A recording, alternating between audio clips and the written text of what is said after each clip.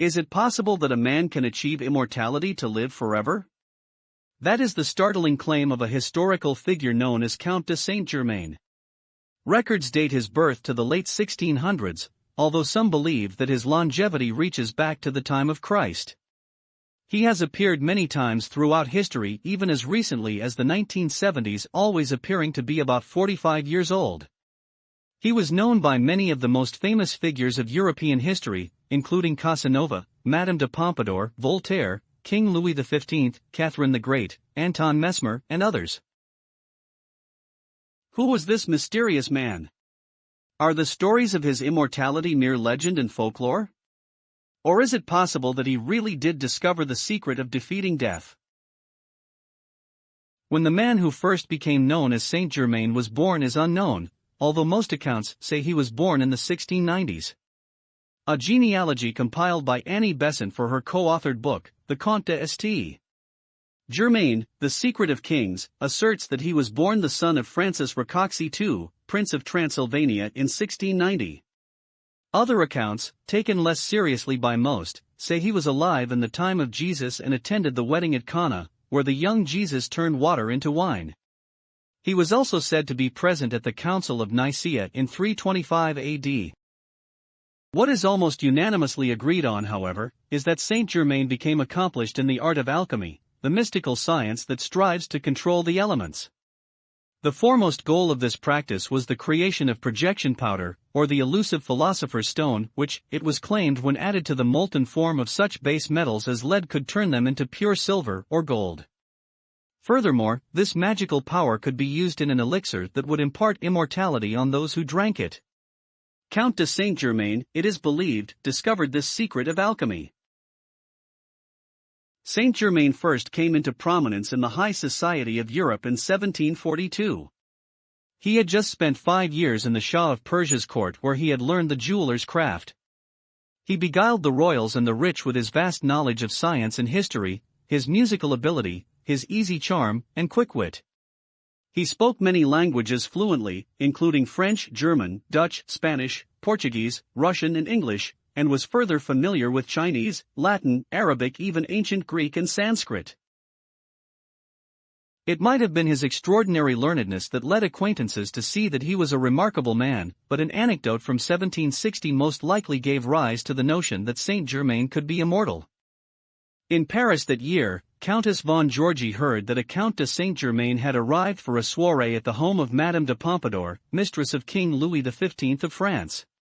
The elderly countess was curious because she had known a Count de Saint-Germain while in Venice in 1710. Upon meeting the Count again, she was astonished to see that he hadn't appeared to age and asked him if it was his father she knew in Venice.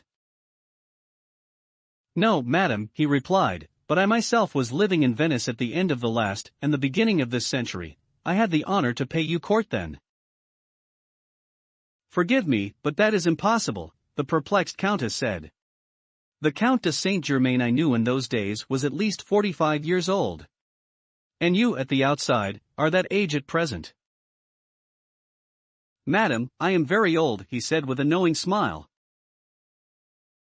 "But then you must be nearly 100 years old," said the astonished countess.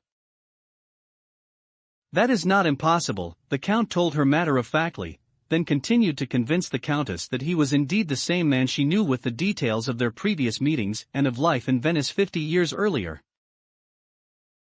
Saint-Germain traveled extensively throughout Europe over the next 40 years, and in all that time never seemed to age.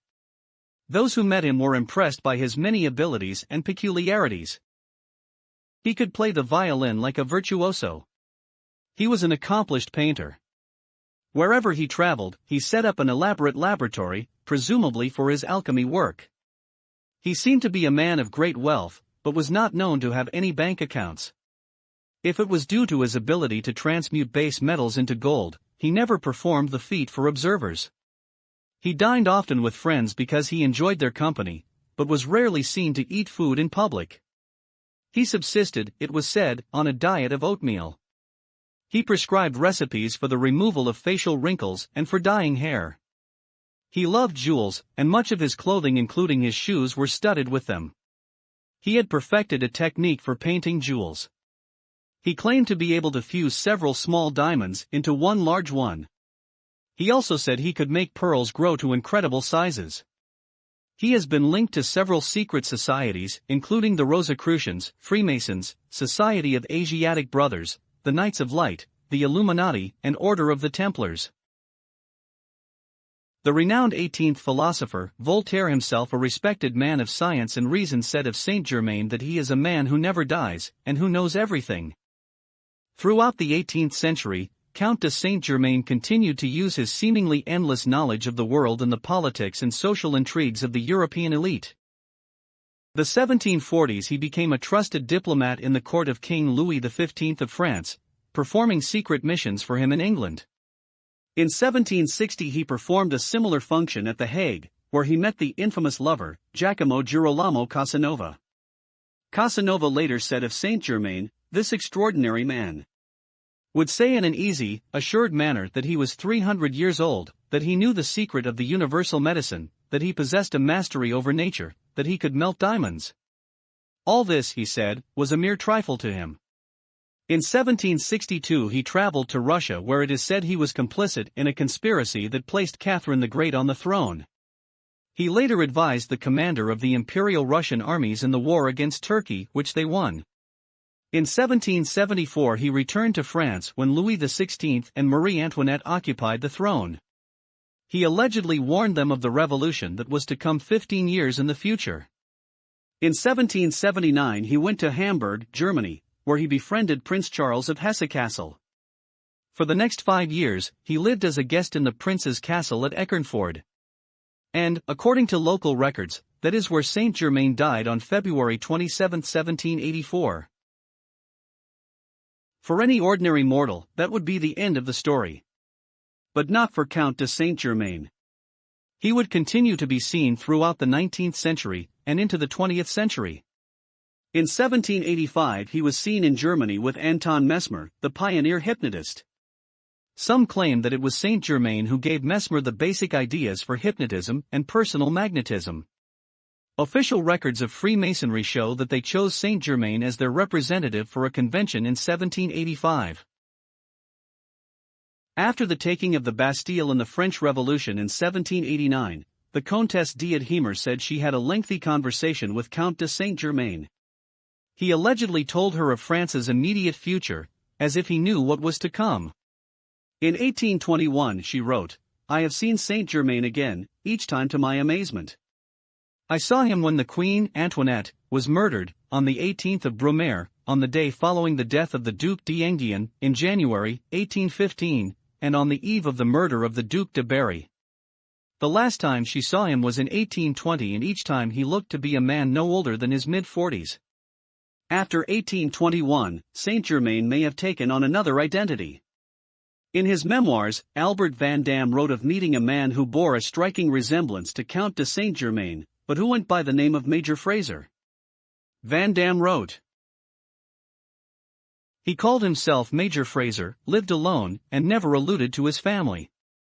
Moreover, he was lavish with money, though the source of his fortune remained a mystery to everyone. He possessed a marvelous knowledge of all the countries in Europe at all periods. His memory was absolutely incredible and, curiously enough, he often gave his hearers to understand that he had acquired his learning elsewhere than from books. Many is the time he has told me, with a strange smile, that he was certain he had known Nero, had spoken with Dante, and so on." Between 1880 and 1900, Saint-Germain's name once again became prominent when members of the Theosophical Society, including famed mystic Helena Blavatsky, claimed that he was still alive and working toward the spiritual development of the West. There is even an allegedly genuine photo taken of Blavatsky and Saint-Germain together. And in 1897, the famous French singer Emma Cave dedicated an autographed portrait of herself to Saint-Germain. The most recent appearance of a man claiming to be Saint-Germain was in 1972 in Paris, when a man named Richard Chanfray announced he was the legendary Count. He appeared on French television, and to prove his claim apparently turned lead into gold on a camp stove before the cameras. Chanfray later committed suicide in 1983. So who was Count Saint-Germain? Was he a successful alchemist who found the secret of eternal life? Was he a time traveler? Or was he a highly intelligent man whose reputation became a fantastic legend?